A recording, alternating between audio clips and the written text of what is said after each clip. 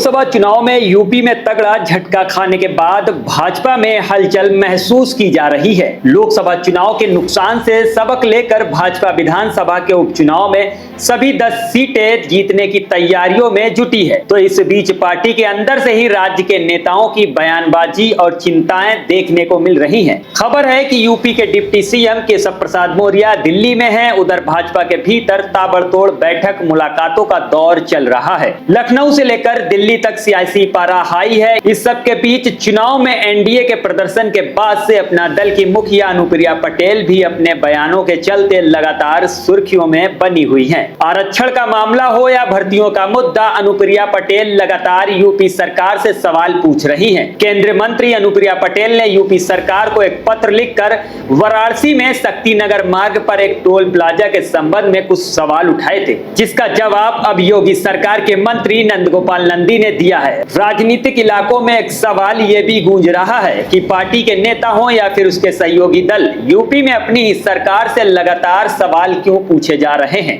आपको बता दें कि अनुप्रिया पटेल ने वाराणसी स्थित शक्तिनगर मार्ग पर एक टोल प्लाजा पर गलत तरीके से टोल वसूले जाने की आशंका जताई थी और इसे लेकर राज्य सरकार को एक पत्र भेजा।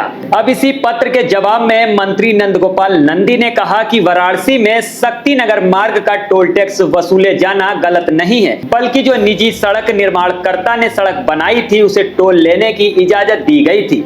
लोग दूसरे मार्गों का इस्तेमाल कर टोल टैक्स देने से बच रहे थे। ऐसे में इस टोल प्लाजा पर तुरंत फास्टैग लगाने का निर्देश दिया गया है ताकि किसी तरह का कोई किसी के मन में शंका न रहे। हाल ही में यूपी के जौनपुर से एक विधायक ने भी यूपी में पार्टी को लेकर चिंता भरा बयान जारी किया था, जिसमें दावा किया गया था कि चीजों में सुधार नहीं किया गया तो आगामी 2027 के विधानसभा चुनाव में पार्टी यूपी की सत्ता में मुश्किल से लौट पाएगी। इन सभी घटनाओं को लेकर राजनीतिक गलियारों में चर्चा और हलचल बढ़ने लगी है।